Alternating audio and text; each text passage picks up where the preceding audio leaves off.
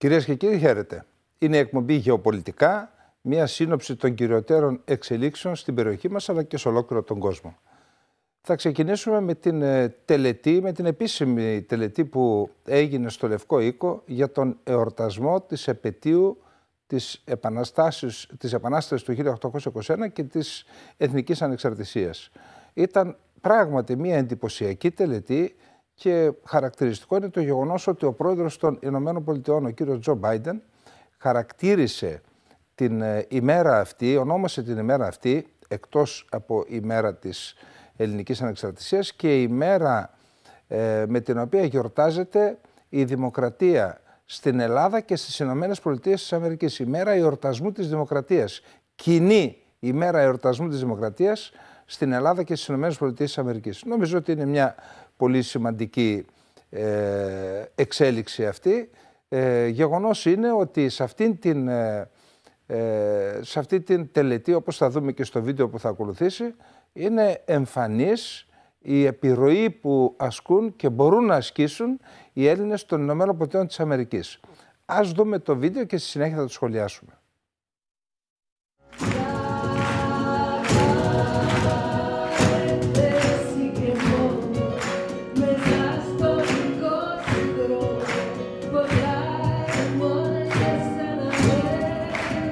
Come here, come here.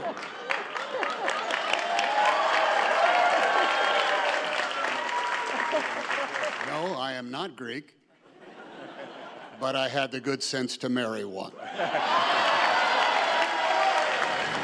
Distinguished guests, please remain in your seats as the President...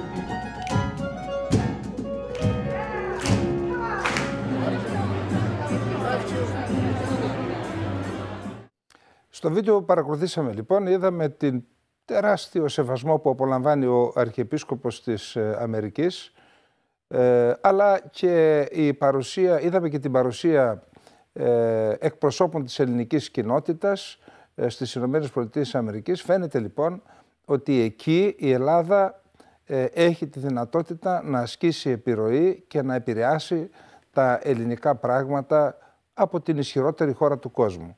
Εδώ λοιπόν τίθεται ένα ζήτημα. Σύμφωνα με στοιχεία ή τουλάχιστον με τα στοιχεία που είναι γνωστά μέχρι τώρα, λιγότεροι από 20.000 Έλληνες του εξωτερικού θα ψηφίσουν στις επικείμενες εκλογές της 21ης Μαΐου στις εθνικές εκλογές της Ελλάδας.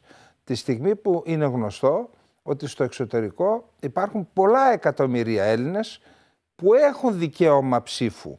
Δεν μιλάμε για Έλληνες 4ης και 5ης γενιάς, μιλάμε για Έλληνες που είναι εγγεγραμμένοι στους εκλογικούς καταλόγους, και ακριβώς επειδή ένα μέρος του πολιτικού κόσμου της χώρας μας θεώρησε ότι δεν μπορούν αυτοί που κατοικούν στο εξωτερικό να επηρεάζουν τις τύχες των κατοίκων της Ελλάδας, τους απέκλεισαν από το δικαίωμα να ψηφίσουν στις εθνικές εκλογές. Απλά να σημειώσουμε ότι μόνο στην Κρήτη θα υπάρχουν τουλάχιστον 5 κάλπες για να ψηφίσουν οι Βούλγαροι στις επικείμενες εθνικές εκλογές της Βουλγαρίας. Μόνο στην Κρήτη. Δηλαδή όλες οι χώρες του κόσμου πλην της Ελλάδας αναγνωρίζουν στους πολίτες τους που κατοικούν στο εξωτερικό να ψηφίζουν εκτός της Ελλάδας. Εδώ όμως υπάρχει μια αντίφαση.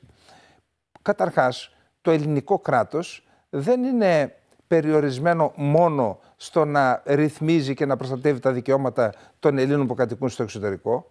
Το εθνικό κράτος είναι και το εθνικό κέντρο ταυτόχρονα.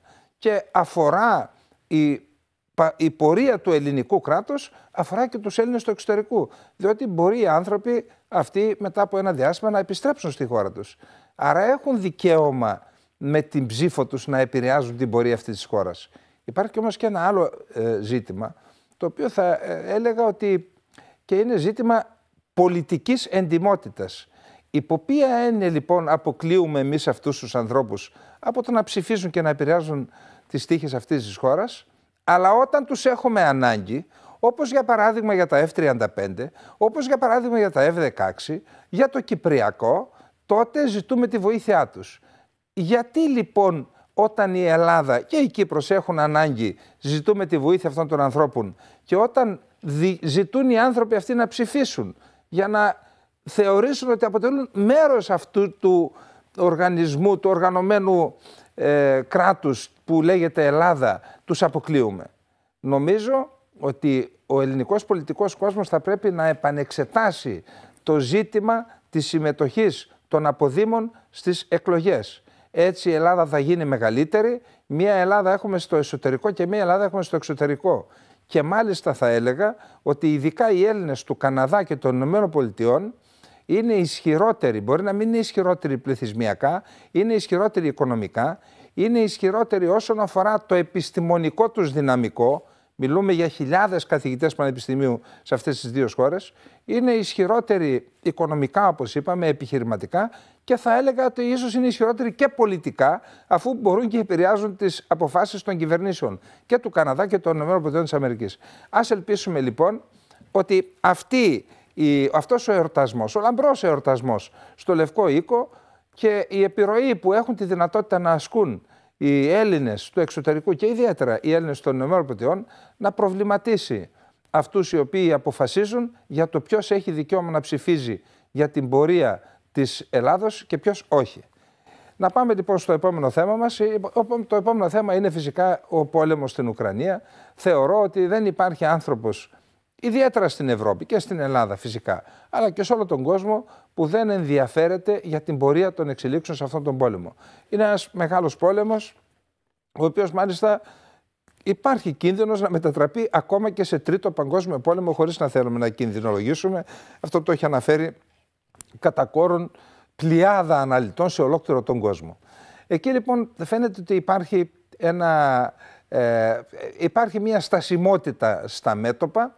Ναι, σε 3 πόλεις οι Ρώσοι έχουν καταγράψει ορισμένα έστω και μικρά κέρδη, και αναφερόμαστε στις πόλεις Κρεμίνα, Μπαχμούτ και βλέπουμε στο χάρτη Κρεμίνα, Μπαχμούτ και Αντβίβκα. Σε αυτές τις πόλεις οι ρωσικές δυνάμεις έχουν σημειώσει μια σχετική πρόοδο.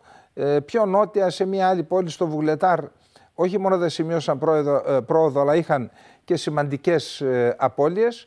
Πάντως μπορούμε να πούμε ότι αυτή η περίοδος είναι η περίοδος της προετοιμασίας και της μιας και της άλλης πλευράς για την μεγάλη αντεπίθεση που περιμένουμε να γίνει, είτε από την πλευρά των Ουκρανών αντεπίθεση ή η μεγάλη επίθεση αρινή των Ουκρανών περίπου στα μέσα του Απριλίου.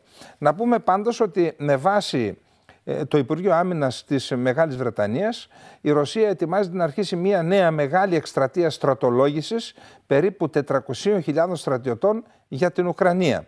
Σύμφωνα με τη σχετική ανακοίνωση του Υπουργείου Άμυνας της Μεγάλης Βρετανίας, οι ρωσικές αρχές θα υποστηρίξουν ότι η εκστρατεία αυτή αφορά μόνο εθελοντές και επαγγελματικό προσωπικό και δεν πρόκειται για μια υποχρεωτική επιστράτευση πολιτών. Στην ανακοίνωση αναφέρεται ότι υπάρχει μια ρεαλιστική πιθανότητα ότι στην πράξη αυτή η διάκριση θα είναι ασαφής και ότι οι περιφερειακές αρχές θα επιχειρήσουν να επιτύχουν τους στόχους στρατολόγησης που θα τους ζητηθούν, αναγκάζοντας άντρες να συμμετάσχουν. Οι ρωσικές αρχές πιθανότητα έχουν διαμορφώσει ένα υποτιθέμενο μοντέλο εθελοντών για να καλύψουν την έλλειψη σε προσωπικό, έτσι ώστε να ελαχιστοποιήσουν τις διαφωνίες στο εσωτερικό της χώρας. Είναι εξαιρετικά απίθανο η στρατολόγηση να καταφέρει να πιάσει το στόχο των 400.000 εθελοντών, αναφέρει το Υπουργείο Άμυνας της Μεγάλης Βρετανίας. Όπως επισημαίνεται, η ανοικοδόμηση της μαχητικής ισχύως της Ρωσίας στην Ουκρανία θα απαιτήσει πολύ περισσότερα πράγματα από ότι μόνον προσωπικό. Η Ρωσία χρειάζεται περισσότερα πυρομαχικά, οπλικά συστήματα, προμήθεια στρατιωτικού εξοπλισμού από ό,τι διαθέτει σήμερα, υποστηρίζει το Βρετανικό Υπουργείο Άμυνας. Πάντως, όσον αφορά την ενίσχυση της Ρωσίας, η Κίνα ανακοίνωσε ότι ο στρατός της είναι πρόθυμος να συνεργαστεί με τον Ρωσικό στρατό για την ενίσχυση της στρατηγικής επικοινωνίας και του συντονισμού. Οι δύο χώρες θα συνεργαστούν για να εφαρμόσουν πρωτοβουλίες ασφάλειας σε παγκόσμιο επίπεδο, δήλωσε ο Ταν Κεφέι, εκπρόσωπος του Κινεζικού Υπουργείου Άμυνας, σε συνέντευξη τύπου. Ο Ταν τόνισε ότι οι δύο χώρες θα εμβαθύνουν τη στρατιωτική εμπιστοσύνη και θα διαφυλάξουν από κοινού την διεθνή ασφάλεια.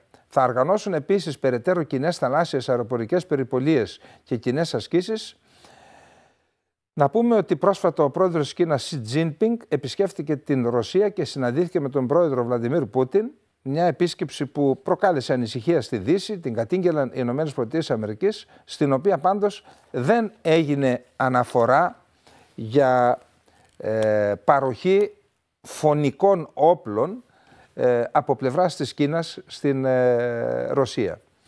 Αυτά λοιπόν με τον πόλεμο. Περιμένουμε την αντεπίθεση. Υπάρχουν πολλές απόψεις που λένε ότι η αντεπίθεση θα είναι το τελευταίο χαρτί που έχει να παίξει η Ουκρανία και ο Ζελένσκι. Εάν δεν πετύχει στην αντεπίθεση, που όπως είπαμε χρονολογείται στα μέσα του Απριλίου, για να είναι βατοί οι δρόμοι αλλά και το έδαφος, να μπορούν να αναπτυχθούν τα άρματα και τα τεθραγισμένα οχήματα για να εκδηλωθεί η αντεπίθεση. Εάν λοιπόν αποτύχει η αντεπίθεση, τότε θεωρείται από πολλούς αναλυτές ότι η Δύση, που μέχρι στιγμής στηρίζει την Ουκρανία, ότι θα αρχίσει να αμφιβάλλει εάν έχει νόημα να συνεχίζει να στηρίζει την Ουκρανία. Και ενώ μιλάμε για τον πόλεμο, καλό θα είναι να μιλήσουμε και για το τέλος του πολέμου. Η Ακαδημία Στρατιωτικών Επιστημών της Κίνας στα τέλη του 2022, αφού δούλεψε για αρκετούς μήνες, εκπώνησε μία μελέτη, την οποία τα τέλη του 2022, όπως είπαμε, την υπέβαλε στην ανώτατη στρατιωτική ηγεσία. Εκεί λοιπόν αυτή η εργασία και αυτή η εκτίμηση αφορά το τέλος του πολέμου. Σύμφωνα λοιπόν με αυτή την εκτίμηση, που επαναλαμβάνω είναι αποτέλεσμα επιστημονικής ανάλυσης και εργασίας, ο πόλεμος αναμένεται να τελειώσει το καλοκαίρι του 2023. Με βάση αυτά που έχουν δημοσιευτεί στον τύπο, υπάρχει η σχετική επιχειρηματολογία, με βάση την οποία και η μία πλευρά και η άλλη πλευρά θα είναι πολύ δύσκολο, αν όχι αδύνατο, να συνεχίσουν τον πόλεμο μετά το καλοκαίρι. Γιατί αποδυναμώνονται και οι δύο πλευρές, έχουν σοβαρά προβλήματα στις ένοπλες δυνάμεις και οι δύο πλευρές, και ιδιαίτερα σε ό,τι αφορά την Ουκρανία είναι αμφίβολο εάν μετά το καλοκαίρι του 2023 θα συνεχίσει η Δύση με την ίδια διάθεση που το κάνει τώρα να στηρίζει τις ένοπλες δυνάμεις της Ουκρανίας, αλλά ακόμα και την οικονομία της Ουκρανίας.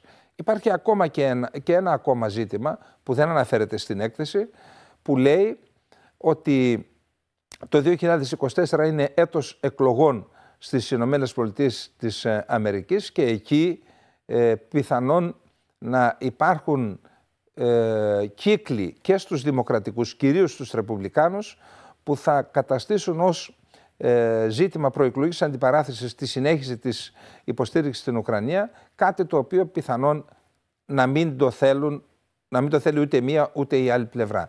Επίσης, στην συγκεκριμένη ανάλυση αναφέρεται ότι οι Ηνωμένες Πολιτείες έχουν εγκρίνει, το Κογκρέσο έχει εγκρίνει οικονομική βοήθεια περίπου 55 δισεκατομμυρίων δολαρίων στην Ουκρανία μέχρι το καλοκαίρι του 2023. Και αυτό συνηγορεί με την εκτίμηση της Ακαδημίας Στρατιωτικών Επιστημών της Κίνας.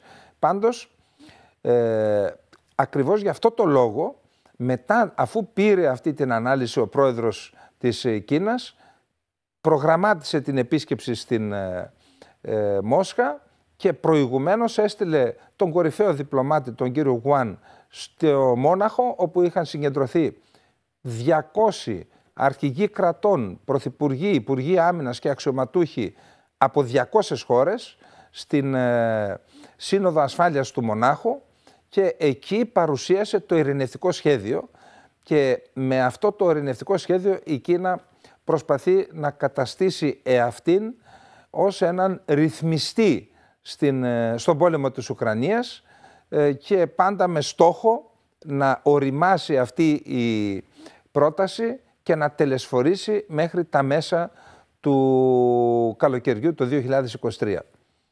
Εμείς πιστεύω ότι ο καθένας από εμάς εύχεται αυτός ο πόλεμος να τελειώσει, και να τελειώσει με τρόπο που θα συμφωνήσουν οι δύο πλευρές. Όποιος και είναι αυτός, αρκεί να συμφωνήσουν για να τελειώσει αυτός ο πόλεμος. Γιατί υπάρχουν πολύ σημαντικά ζητήματα ακόμη στο τραπέζι, όπως για παράδειγμα η χρήση των πυρηνικών όπλων, που είναι και το επόμενο θέμα το οποίο θα δούμε. Η Ρωσία λοιπόν, αμέσως μετά την αποχώρηση του Xi Jinping, του Κινέζου ηγέτη από τη Μόσχα, ανακοίνωσε, ξέρετε, εμφανίστηκε ένα δημοσίευμα με βάση το οποίο, απαντώντας σε ερώτηση ο Υπουργός Άμυνας της Βρετανίας στο Κοινοβούλιο, παραδέχθηκε ότι μαζί με τα άρματα μάχης, τα Challenger 2 που θα στείλουν στην Ουκρανία, θα στείλουν και διατριτικά αντιαρματικά βλήματα απεμπλουτισμένου ουρανίου. Αυτό προκάλεσε την σφοδρή αντίδραση της Ρωσίας και μετά από αυτό η Ρωσία ανακοίνωσε ότι σκοπεύει να στείλει πυρηνικά όπλα στην Λευκορωσία, τακτικά πυρηνικά όπλα. Όμως δεν είναι μόνο αυτό το ζήτημα. Πρόσφατα από πλευράς της Ρωσίας, από ένα Ινστιτούτο που θα δούμε στη συνέχεια ποιο είναι αυτό, ανακοινώθηκε, παρουσιάστηκαν στοιχεία για το πυρηνικό δυναμικό της Ρωσίας και μάλιστα με βάση αυτήν τη μελέτη η Ρωσία πέρασε για πρώτη φορά τις ΗΠΑ και είναι η πρώτη πυρηνική δύναμη στον κόσμο. Πάντα υστερούσαμε σε σχέση με τις ΗΠΑ στην ανάπτυξη πυρηνικών όπλων. Σήμερα είμαστε μπροστά για πρώτη φορά στην ιστορία, τόνισε ο Μιχαήλ Κοβαλτσούκ, ο οποίος είναι πρόεδρος του Εθνικού Ερευνητικού Κέντρου Ινστιτούτο Κουρτσατόφ. Η Ρωσία, η οποία κληρονόμησε τα πυρηνικά όπλα της Σοβιετικής Ένωσης, έχει το μεγαλύτερο απόθεμα πυρηνικών κεφαλών στον κόσμο. Ο Πούτιν ελέγχει σήμερα περίπου 5.977 τέτοιες κεφαλές από το 2022, σε σύγκριση με τις 5.428 που ελέγχονται από τον πρόεδρο των ΗΠΑ, Τζο Μπάιντεν, σύμφωνα με την Ομοσπονδία Αμερικανών Επιστημόνων. Περίπου 1.500 από αυτές τις κεφαλές έχουν αποσυρθεί, αλλά ακόμα είναι άθικτες, 2.889 είναι σε εφεδρεία και περίπου 1.588 είναι στρατηγικές.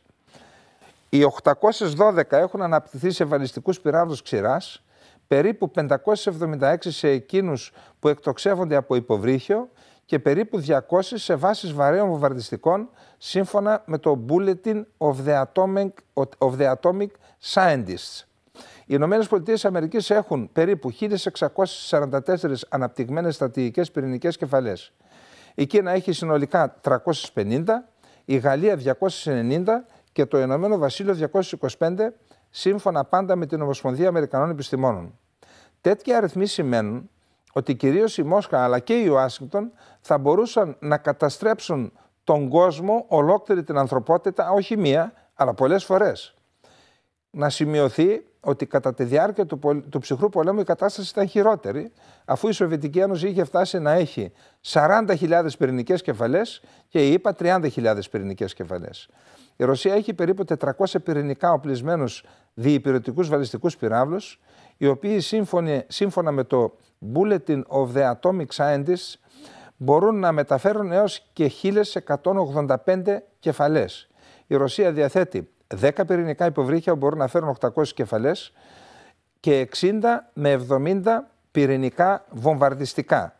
Εν τω μεταξύ, ο αναπληρωτής υπουργός εξωτερικών της Ρωσίας, Σεργέη Ριαπκόφ, δήλωσε ότι η Μόσχα έχει σταματήσει να ενημερώνει τη ΣΥΠΑ για τις πυρηνικές της δραστηριότητες, στις οποίες συμπεριλαμβάνονται δοκιμαστικές εκτοξεύσεις μετά την αποχώρησή της από τη συνθήκη New Start για τον έλεγχο των πυρηνικών όπλων τον Φεβρουάριο.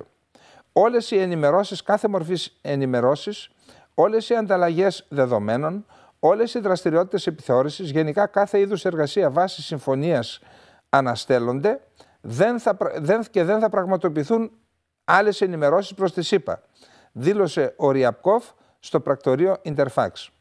Ο Ρώσος αναπληρωτής υπουργός εξωτερικών δήλωσε επίσης ότι τα σχέδια της Μόσχας για την ανάπτυξη τακτικών πυρηνικών όπλων στη Λευκορωσία θα αναγκάσουν το ΝΑΤΟ να καταλάβει και να αξιολογήσει τη σοβαρότητα της κατάστασης.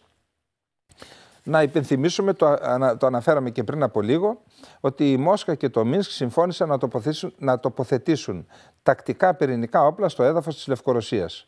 Μάλιστα, η κατασκευή του αποθηκευτικού χώρου ολοκληρώνεται την 1η Ιουλίου. Η ανάπτυξη των όπλων θα γίνει με τέτοιο τρόπο, ώστε να μην παραβιάζονται οι υποχρεώσεις που απορρέουν από τη συνθήκη START. όπως είδαμε, η κατάσταση, παρότι υπάρχει η προοπτική ή θα έλεγα και η ευχή όλων μας, ο πόλεμος να τελειώσει το καλοκαίρι του 2023, την ίδια στιγμή πάντα εκτιμούμε ότι αυτό γίνεται για να ασκηθεί πίεση προς τη Δύση και να μην υποστηρίζει με τον τρόπο που το κάνει την Ουκρανία. Πάντως παρόλα αυτά είδαμε ότι τα πυρηνικά είναι στο τραπέζι και όπως είπαμε πριν από λίγο, η κάθε μία από τις δύο υπερδυνάμεις στο οπλοστάσιό της έχει τέτοια στρατηγικά πυρηνικά όπλα που μπορεί η κάθε μία να καταστρέψει την ανθρωπότητα πολλές φορές και όχι μόνο μία φορά. Λοιπόν, αυτά και για το θέμα των πυρηνικών όπλων. Να περάσουμε σε ένα άλλο πολύ σοβαρό θέμα. Ξέρετε, είχαμε αναφέρει και στην προηγούμενη εκπομπή μας ότι η Κίνα είχε πείσει το Ιράν και την Σαουδική Αραβία να συμφωνήσουν, να δεχθούν και πάλι την λειτουργία των διπλωματικών αντιπροσωπιών που είχε παγώσει εδώ και 7 χρόνια από το 2016, δηλαδή δεν είχαν διπλωματικές σχέσεις οι δύο χώρες και μάλιστα αυτή η συμφωνία υπογράφηκε στο Πεκίνο. Να πούμε επίσης ότι ο πρόεδρος της Κίνας, ο Σι Τζινπίνγκ, είχε επισκεφθεί τον Δεκέμβρη του 2022 το Ριάντ, όπου υπογράφηκαν συμφωνίες περίπου 26-27 δισεκατομμυρίων δολαρίων και όπου αποφασίστηκε η Saudi Aramco, η μεγαλύτερη πετρελαϊκή εταιρεία του κόσμου, να αγοράσει το 10% του μεγαλύτερου δηληστηρίου της Κίνας με την υποχρέωση να παρέχει καθημερινά περίπου 400.000 βαρέλια πετρέλαιο σε αυτό το δηληστήριο. Άρα είδαμε ότι η Σαουδική Αραβία, που ήταν μια χώρα προσδεδεμένη στο άρμα της Δύσης και των Ηνωμένων Πολιτειών της Αμερικής, να αφίσταται και να στρέφει σταδιακά το πρόσωπό της προς την Ανατολή.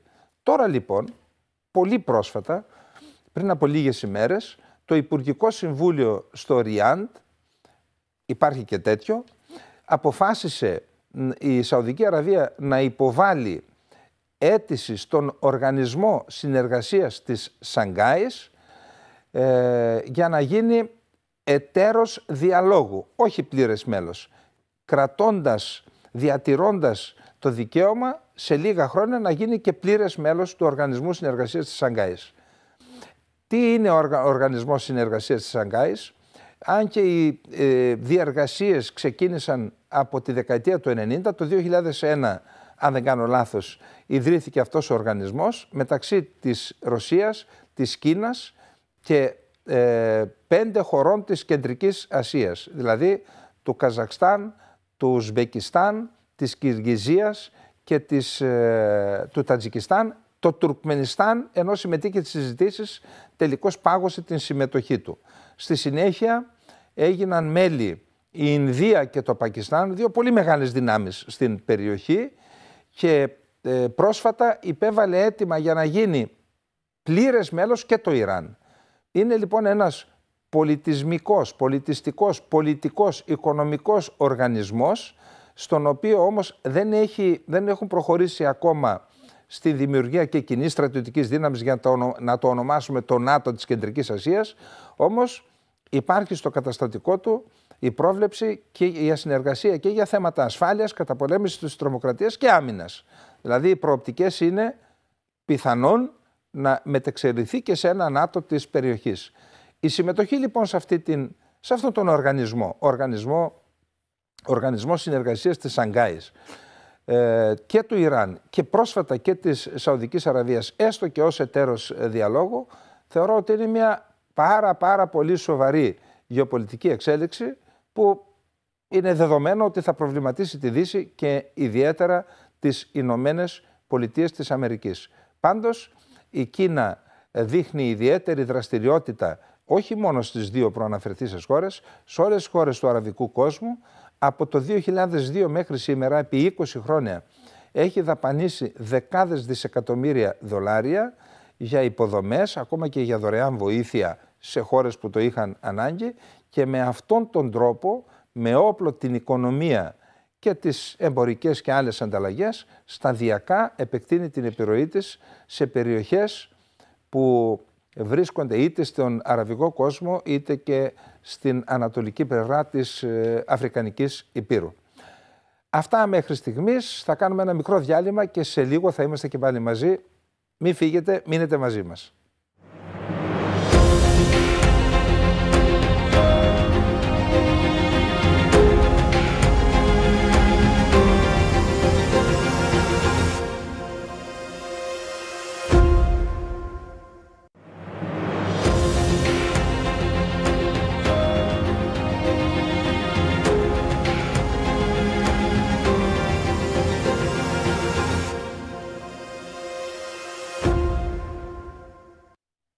Κυρίες και κύριοι, είμαστε και πάλι μαζί. Θα συνεχίσουμε με την Κίνα. Η Κίνα μετά την σύσφιξη των σχέσεων Κίνας-Ρωσίας, μετά την επίσκεψη Xi Jinping στη Μόσχα, μετά την κατάθεση μιας ειρηνευτικής πρότασης για την Ουκρανία, μετά την εμπλοκή της στον κόλπο και την διπλωματική της επιτυχία με τη Συμφωνία Σαουδικής Αραβίας-Ιράν, έχει γίνει το επίκεντρο του παγκόσμιου ενδιαφέροντος.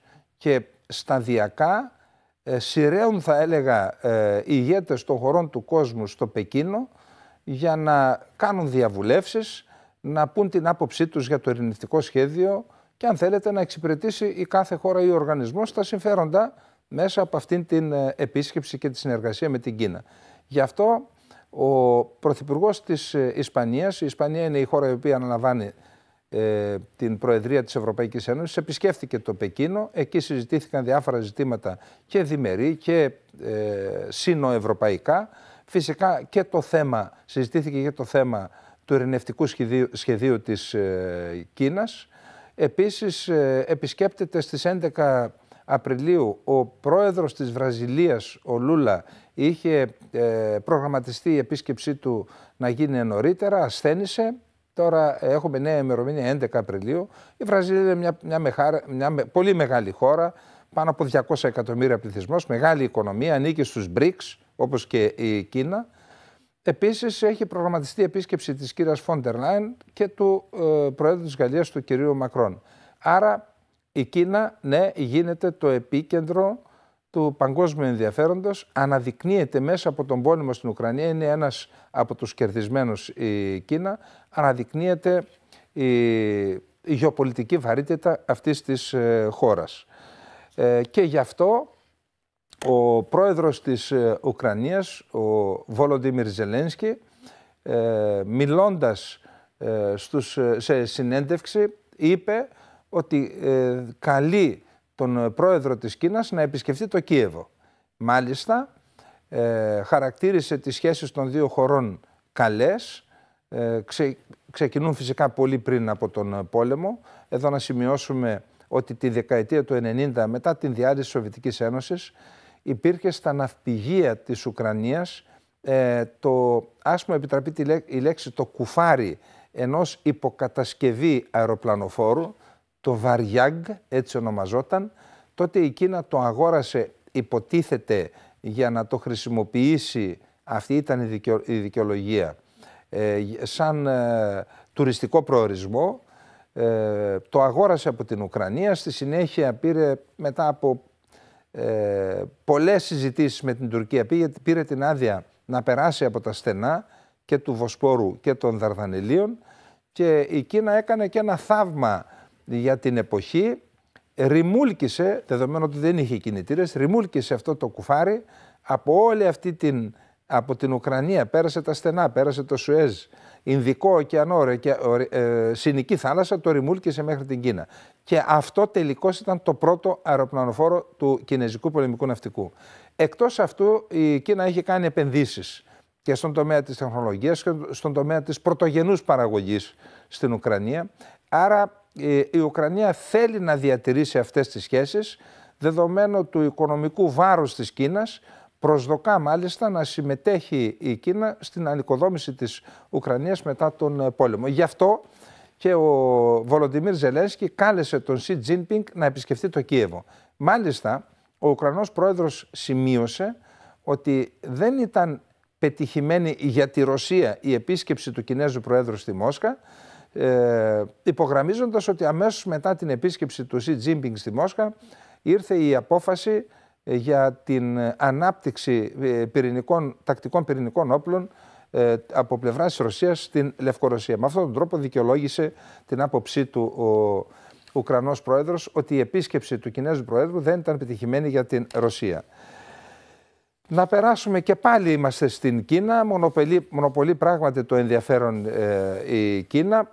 Έχουμε την απόφαση των 3 χωρών που υπέγραψαν τη συμφωνία AUKUS, δηλαδή Αυστραλία, Μεγάλη Βρετανία και οι Ηνωμένες Πολιτείες της Αμερικής, την απόφασή τους να αναπτύξουν πυρηνικά υποβρύχια στην περιοχή της Νότιας Συνικής Θάλασσας, αλλά και να κατασκευάσουν πυρηνικά υποβρύχια από κοινού, δηλαδή να γίνει για πρώτη φορά, το έκαναν οι Ηνωμένες Πολιτείες της Αμερικής για τη Μεγάλη Βρετανία και τώρα για την Αυστραλία, να κατασκευάσουν από κοινού πυρηνικά υποβρύχια για να αναχαιτήσουν την επεκτατικότητα και την επιθετικότητα της Κίνας σε αυτές τις θάλασσες. Συγκεκριμένα λοιπόν, η Κίνα ανακοίνωσε ότι η Συμφωνία Αυστραλίας, Βρετανίας και ΗΠΑ για συνεργασία με σκοπό την ανάπτυξη πυρηνικών υποβρυχίων μπορεί να πυροδοτήσει κούρσα εξοπλισμών. Αντίδραση λοιπόν από πλευράς της Κίνας.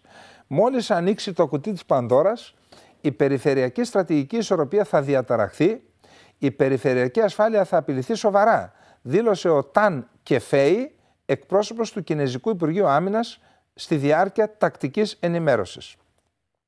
Ο πρόεδρος των ΗΠΑ Τζο Μπάιντεν και οι πρωθυπουργοί της Βρετανίας και της Αυστραλίας Ρίση Σούνακ και Άντονι Αλμπανέζη συναντήθηκαν πρόσφατα στην Ουάσιγκτον για τη σύνοδο της συμμαχίας AUKUS, όπου παρουσίασαν τη συμφωνία για την κατασκευή πυρηνοκίνητων υποβρυχίων για το πολεμικό ναυτικό της Αυστραλίας.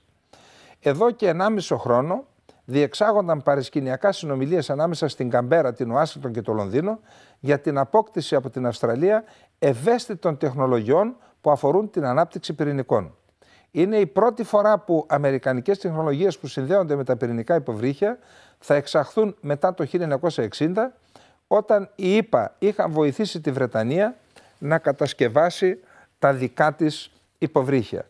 Βλέπουμε λοιπόν και πάλι τα πυρηνικά να αποτελούν μια αιτία έντασης, στη φορά αυτή όχι μεταξύ ΗΠΑ και Ρωσίας, αλλά ΗΠΑ, Ηνωμένου Βασιλείου, Αυστραλίας και Κίνας. Πάλι είμαστε στην Κίνα, έχουμε πάλι μια ένταση μεταξύ της Κίνας και των Ηνωμένων Πολιτειών. Πρόκειται να ταξιδεύσει τις επόμενες μέρες η πρόεδρος της Ταϊβάν. Η Ταϊβάν είναι μια χώρα περίπου 24 εκατομμυρίων. Από το 1949 έχει ακολουθήσει το δικό της δρόμο, έχει αποσχιστεί από την Κίνα. Είναι η λεγόμενη εθνικιστική Κίνα μέχρι να ονομαστεί Ταϊβάν, του Τσανγκάι Σεκ, ο οποίος διαφώνησε με τον Μάο Τσετούγκ, αποχώρησε στο νησί αυτό και έκτοτε είναι ένα κράτος το οποίο δεν θέλει να ενωθεί με την Κίνα. Δεν έχει αναγνωριστεί ούτε από την Ευρωπαϊκή Ένωση, από τις ΗΠΑ. Υπάρχει ένα τεράστιο ζήτημα. Η Κίνα ακολουθεί την πολιτική της μιας Κίνας. Εν πάση περιπτώσει, η πρόεδρος της Ταϊβάν, η κυρία Τσάι, πρόκειται να επισκεφθεί, θα κάνει ένα 10ημερο ταξίδι για να επισκεφθεί πόλεις της Κεντρικής Αμερικής, τη Γουατεμάλα και το Μπελίζ. Όμως, μεταβαίνοντας αυτές τις δύο χώρες, θα κάνει στάση και στις ΗΠΑ, όπου σύμφωνα με την κινεζική πλευρά αναμένεται να συναντηθεί, θα έχουν κάποιες πληροφορίες, με τον πρόεδρο της Βουλής των Αντιπροσώπων, τον κύριο Μακάρθι.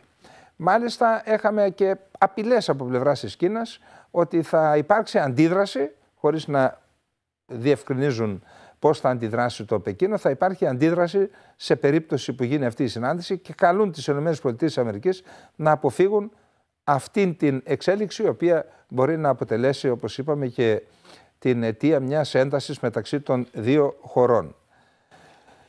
Πάλι για ένταση θα μιλήσουμε και θα περάσουμε στην Συρία. Όπως είναι γνωστό, στη Συρία από τον Μάρτη, τέτοιες μέρες ήταν, το 2011 ξεκίνησε υπομορφή διαδηλώσεων στην αρχή, στη συνέχεια έγινε εξέγερση, η εξέγερση εξελίχθηκε σε ένοπλη εξέγερση και η ένοπλη εξέγερση τελικώς εξελίχθηκε σε μια, θα έλεγα, επανάσταση, αραβική άνοιξη των δυνάμεων της αντιπολίτευσης εναντίον του καθεστώτος Άσαντ, της νόμιμης κυβέρνησης της Συρίας. Αυτός ο πόλεμος, αυτή η εξέγερση εξελίχθηκε σε έναν κανονικό πόλεμο. Η Τουρκία ήταν γεωγραφικά η χώρα, το επίκεντρο της συγκέντρωσης των αντιπολιτευμένων και των λιποτακτών του Συριακού στρατού. Δημιουργήθηκε εκεί ο λεγόμενος Συριακός στρατός και με εφαλτήριο την Τουρκία επιτέθηκαν στη Συρία και καλύπτουν ένα μέρος αυτή τη στιγμή της Συριακής επικράτειας οι δυνάμεις αυτές της λεγόμενης Συριακής αντιπολίτευσης. Τότε λοιπόν εμφανίστηκε και ο κίνδυνος του Ισλαμικού κράτους, τον οποίο κίνδυνο του Ισλαμικού κράτους έγινε συνασπισμός δυτικών δυνάμεων με επικεφαλής τις ΗΠΑ για να αντιμετωπίσουν το Ισλαμικό κράτος, το οποίο είχε καταλάβει περισσότερο από το 50% της επικράτειας της Συρίας. Οι ΗΠΑ αναζητώντας μάλλον συμμάχους στο έδαφος για να αντιμετωπίσουν το Ισλαμικό κράτος, διαπίστωσαν ότι δεν υπάρχουν άλλοι εκτός από τους Κούρδους μαχητές. Συμμάχησαν λοιπόν από το 2014 με τους Κούρδους μαχητές και σταδιακά οδήγησαν σε στρατηγική ήττα το Ισλαμικό κράτος, χωρίς όμως να εξαλειφθεί εξ ολοκλήρου η απειλή του Ισλαμικού κράτους. Και γι' αυτό οι ΗΠΑ διατηρούν σήμερα στην περιοχή ανατολικά του Εφράτη περίπου 900 στρατιώτες, ενώ υπάρχει και ένας αριθμός Αμερικανών πολιτών, εργολάβων, υπεργολάβων και εργαζομένων, οι οποίοι εργάζονται στις πετρελαϊκές εγκαταστάσεις της Συρίας που βρίσκονται πέραν του Εφράτη, δηλαδή ανατολικά του Εφράτη, και τις οποίες αυτές τις πετρελαϊκές εγκαταστάσεις τις δουλεύουν σε αυτές και τις εκμεταλλεύονται Αμερικανοί και Κούρδοι για την εξυπηρέτηση των αναγκών του Ιωνικού κουρδικού κράτους που λειτουργεί ανατολικά του Εφράτη. Αυτή λοιπόν η κατάσταση είναι μια σοβαρή απειλή για τα συμφέροντα της Δαμασκού, σοβαρή απειλή για τη Ρωσία, γιατί υπάρχει η παρουσία των ΗΠΑ σε συριακό έδαφος.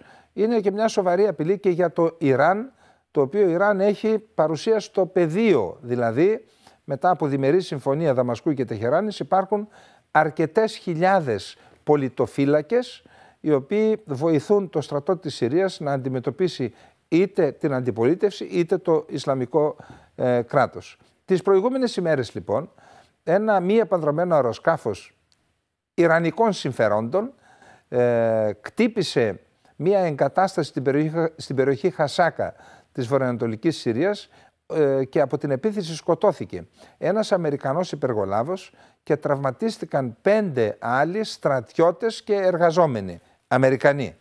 Στη συνέχεια ακολούθησαν βομβαρδισμοί από αμερικανικά αεροσκάφη που είναι με το συνασπισμό εναντίον του Ισλαμικού κράτους σε στόχους ιρανικού ενδιαφέροντος και στην Τερεζόρ και στην περιοχή που ο Εφράτης ποταμός περνάει από το έδαφος της Συρίας στο Ιράκ. Είναι η περιοχή στην έρημο Αλ-Μαγιαντίν. Αυτό λοιπόν αποτέλεσε αιτία μιας έντασης μεταξύ της Τεχεράνης και της Ουάσιγκτον. Η Τεχεράνη αντέδρασε στους βομβαρδισμούς, είπε ότι εμείς βρισκόμαστε νόμιμα στην Συρία κατόπιν πρόσκλησης της κυβέρνησης της Δαμασκού. Είχαμε αντίδραση και ότι εάν μας ξαναχτυπήσετε θα απαντήσουμε. Και από την άλλη πλευρά είχαμε και από την Δαμασκό αντίδραση από το Υπουργείο Εξωτερικών που χαρακτήρισε παράνομη την παρουσία των Αμερικανικών δυνάμεων στο έδαφος της. Ενώ λοιπόν συμβαίνουν αυτά, ενώ οι ΗΠΑ είναι ενοχλημένες από την παρουσία των Ιρανών και την επιρροή που ασκεί η Ρωσία μέσα από την στρατηγική συμμαχία που έχει κάνει με τον Άσαντ ο Πούτιν, η Ρωσία πήρε μια πρωτοβουλία και κάλεσε τετραμερή σύνοδο για να λυθεί το πρόβλημα της Συρίας. Δηλαδή ο στόχος της είναι να φέρει κοντά και να εξομαλυνθούν οι σχέσεις της Συρίας με την Τουρκία, οι οποίες, όπως είπαμε, από το 2011 έχουν φτάσει σε σημείο, δεν έχουν διπλωματικές αντιπροσωπείες, αφού η Τουρκία είναι στην ουσία εμπόλεμο μέρος και έχει εισβάλει στο έδαφος της Συρίας και έχει καταλάβει μάλιστα και τις περιοχές του Αφρίν, της Αλ-Μπαμπ και της Σερεκάνη, ενώ έχει δυνάμεις και στην Ιντλίμπ. Να σημειωθεί ότι προηγήθηκε μία σύνοδος των Υπουργών Άμυνας των 4 χωρών, Ρωσίας, Ιράν, Συρίας και Τουρκίας, και ήταν προγραμματισμένο να γίνει στις 15-16 Μαρτίου σύνοδος των Υφυπουργών Εξωτερικών των 4 χωρών, για να ακολουθήσει στη συνέχεια συνάντηση των Υπουργών Εξωτερικών των 4 χωρών και μετά συνάντηση Ερντογάν-Άσαντ. Ενώ λοιπόν είχε προγραμματιστεί η σύνοδος αυτή στην Μόσχα, βρέθηκε στη Μόσχα και ο πρόεδρος της Συρίας, ο Άσαντ, ο οποίος δήλωσε, αφού συναντήθηκε με τον Πούτιν σε ρωσικά μέσα μαζικής ενημέρωσης, ότι θα συναντηθώ με τον Ερντογάν και θα εξομαλυνθούν οι σχέσεις μας με την Τουρκία μόνον εφόσον έχουν αποσυρθεί, έχουν τσακιστεί μάλιστα, είπε, τα τουρκικά στρατεύματα από το έδαφος της χώρας μου. Και όταν η Τουρκία πάψει να υποστηρίζει την τρομοκρατία στις δυνάμεις που βρίσκονται στο έδαφος μας, και όταν η Συρία έρθει στην κατάσταση που ήταν το 2011, τότε θα συναντηθώ με την Τουρκία και με τον πρόεδρο της Τουρκίας. Σκεφτείτε να έκανε τέτοια δήλωση και η κυβέρνηση της Ελλάδας και της Κύπρου με την Τουρκία.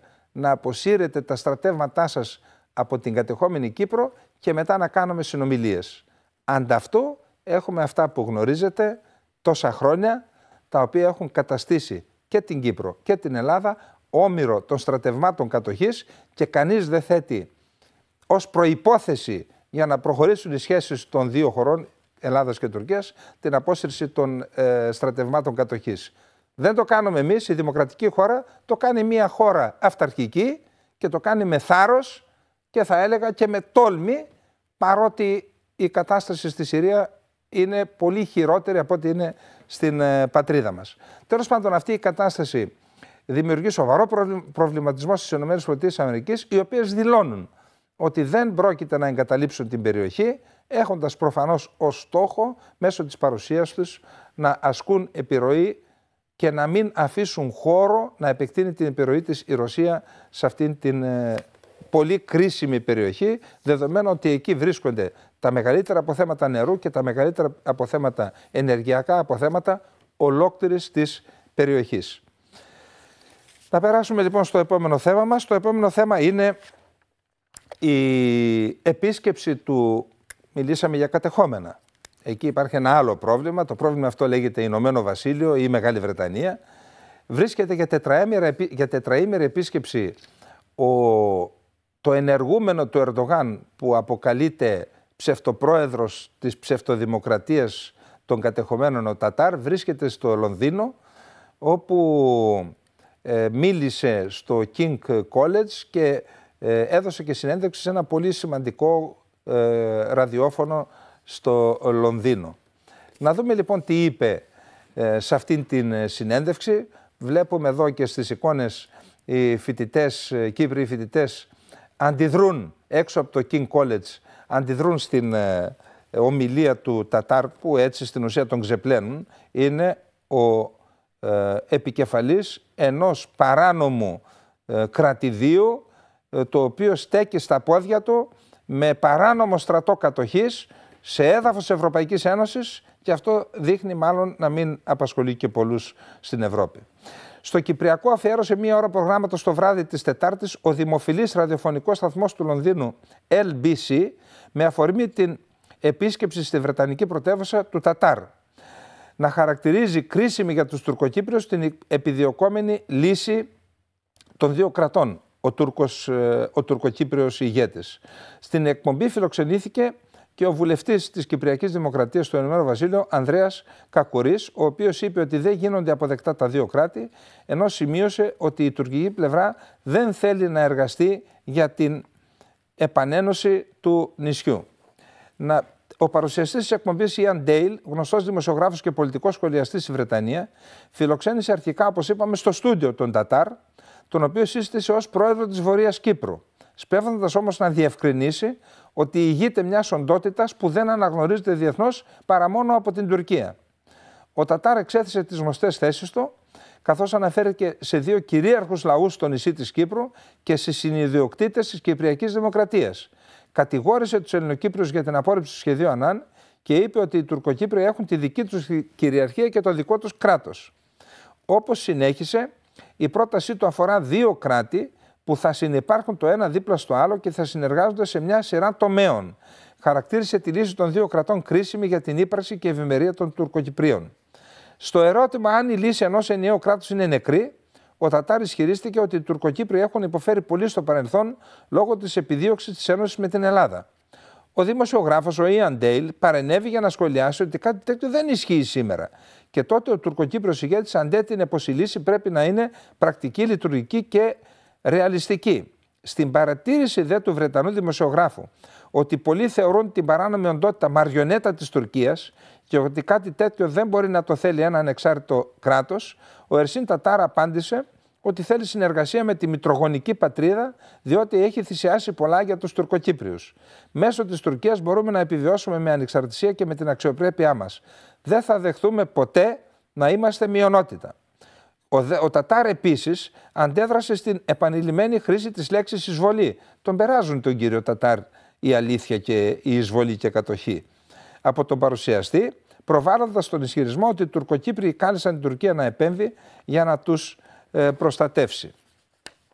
Λοιπόν, αυτά έχουμε και για την επίσκεψη του Τατάρ. Να πούμε πάντως ότι τις προηγούμενες ημέρες έδωσε συνέντευξη ο πρέσβης της Βρετανίας στη Λευκοσία, συνέντευξη στην εφημερίδα Φιλελεύθερος, η οποία αυτή συνέντευξη προκάλεσε σοβαρότατες αντιδράσεις και σε πολιτικό, κυρίως όμως σε δημοσιογραφικό επίπεδο, δεδομένου ότι ο Βρετανός διπλωμάτης μίλησε με απαξιωτικά λόγια για τη νέα πολιτική πρωτοβουλία του Προέδρου Χριστοδουλίδη να εντάξει και την Ευρωπαϊκή Ένωση στις προσπάθειες επίλυσης του Κυπριακού. Μίλησε, επαναλαμβάνω, απαξιωτικά και αυτό είναι απαράδεκτο για έναν διπλωμάτη. Πιστεύω ότι δεν έχουν απαλλάξει τον εαυτό τους οι Βρετανοί από την ιδέα του αποικιοκράτη και κάτι τέτοιο είναι τουλάχιστον απαράδεκτο τον 21ο αιώνα. Κατά την άποψή μου θα έπρεπε να το γίνει διάβημα, ίσως και κάτι σκληρότερο για την προσβολή που έκανε στον πρόεδρο της Κυπριακής Δημοκρατίας μέσα από αυτήν την συνέντευξη.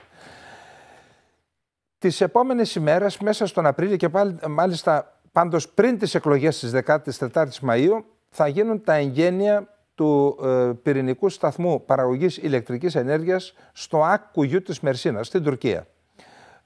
Ο Ερντογάν, ο πρόεδρος της Τουρκίας Ερντογάν, προφανώς θέλει να κάνει μια προεκλογική φιέστα, να δείξει ότι η Τουρκία γίνεται πυρηνική δύναμη τον 21ο αιώνα και μάλιστα δήλωσε ότι πιθανόν να επισκεφθεί την Τουρκία και να είναι παρόν στα εγγένεια και ο πρόεδρος της Ρωσίας, ο Βλαντιμίρ Πούτιν. Αμέσως μετά τη δήλωση αυτή του Ερντογάν είχαμε ανακοίνωση από το Κρεμλίνο, το οποίο είπε δεν έχει προγραμματιστεί ακόμη η επίσκεψη του Προέδρου της Ρωσίας στην Τουρκία, αφήνοντας ανοιχτό το ενδεχόμενο να τελικώς, αν το αποφασίσει, να παραστεί στα εγγένεια. Πάντως, σε κάθε περίπτωση έχει δηλωθεί ότι αν δεν κατορθώσει να είναι παρόν στα εγγένεια, θα δώσει το παρόν μέσω από τηλεδιάσκεψη, μέσα από... Να πούμε ότι το εργοστάσιο αυτό έχει εξαγοραστεί, ενώ η συμφωνία ήταν διαφορετική, από το 2010 έχει γίνει συμφωνία, έχει εξαγοραστεί στο 100% από την Ρωσία, θα ανήκει για 20 χρόνια στη Ρόσατομ εξ ολοκλήρου, θα ελέγχεται απολύτως επί 20 χρόνια στη Ρόσατομ και μετά από μία 20ετία θα μείνει το 51% στο Ρόσατομ, το 49% θα περάσει στο τουρκικό δημόσιο και πλέον θα περάσει και ο έλεγχος του πυρηνικού εργοστασίου στην Τουρκία μετά από 20 χρόνια. Θεωρώ ότι και με δεδομένο ότι έχουμε τις σοβαρές προσπάθειες του Ιράν να αποκτήσει και αυτό πυρηνικά όπλα, το Ισραήλ έχει πυρηνικά όπλα στη γειτονιά μας, αν αποκτήσει και το Ιράν και με δεδομένο ότι ήδη εκατοντάδες Τούρκοι επιστήμονες εκπαιδεύονται στη Ρωσία και θα εκπαιδευτούν επί 20 ολόκληρα χρόνια στον πυρηνικό σταθμό του Άκκου σε θέματα πυρηνικής ενέργειας, θα πρέπει να απασχολήσει την Ελλάδα σοβαρά το ενδεχόμενο η Τουρκία να θελήσει στις επόμενες δεκαετίες να αποκτήσει και αυτή πυρηνικά όπλα. Όπως αντιλαμβάνεται ο καθής, δεν είναι ανάγκη να είναι στρατιωτικός ή γεωπολιτικός αναλυτής, σε περίπτωση που η Τουρκία αποκτήσει πυρηνικά όπλα, έχουμε πλήρη ανατροπή των ισορροπιών στην περιοχή και αυτό είναι ένα ζήτημα που θα πρέπει να απασχολήσει την Ελλάδα, τους στρατηγικούς αναλυτές, αυτούς που κάνουν τον εθνικό στρατηγικό σχεδιασμό της χώρας και να βρεθούν αντίμετρα για την περίπτωση που τελικώς η Τουρκία να αποφασίσει και πετύχει να αποκτήσει πυρηνικά όπλα. Λίγες εβδομάδες πριν από τις εκλογές στην Τουρκία έχουμε καταιγισμό. Ξέρετε, είναι μεγάλη χώρα, έχει πολύ περισσότερες δημοσκοπήσεις από ό,τι στην Ελλάδα. Οι τελευταίες 10 δημοσκοπήσεις, ο μέσος όρος των τελευταίων 10 δημοσκοπήσεων φέρνει τον Κεμάλ Κιριζντάρογλου να προηγείται του Ερντογάν με περίπου 10 μονάδες, ποσοστιαίες μονάδες. Που σημαίνει, μάλιστα πρόσφατα διαβάσαμε εκεί την τελευταία ανάλυση, ότι μάλλον από την πρώτη Κυριακή θα έχουμε νέο πρόεδρο της τουρκικής δημοκρατίας και αυτός ο πρόεδρος κατά πάσα πιθανότητα, διότι αυτές οι φιλοφρονήσεις είναι παροδικές, θα έχουμε επανάληψη της επιθετικής ρητορικής από πλευράς της Τουρκίας και άλλων ενεργειών, προκλητικών ενεργειών εις βάρος της Κύπρου και της Ελλάδας. Όμως, σε περίπτωση που επανεκλεγεί ο Ερντογάν, τότε θα είναι εύκολο για την Ελλάδα, θα αναδειχθεί ακόμα περισσότερο η γεωπολιτική αξία της Ελλάδας και της Κύπρου και θα είναι πιο εύκολο για την Ελλάδα να περνάει τις θέσεις της στη Δύση. Σε περίπτωση που εκλεγεί ο Κιριζντάρογλου, τότε θεωρείται βέβαιο ότι θα προσπαθήσει να επαναφέρει την Τουρκία στη Δύση, άρα θα δυσκολευτεί η Ελλάδα, θα είναι πιο δύσκολο για την Ελλάδα να περνάει τις θέσεις της απέναντι στην Τουρκία.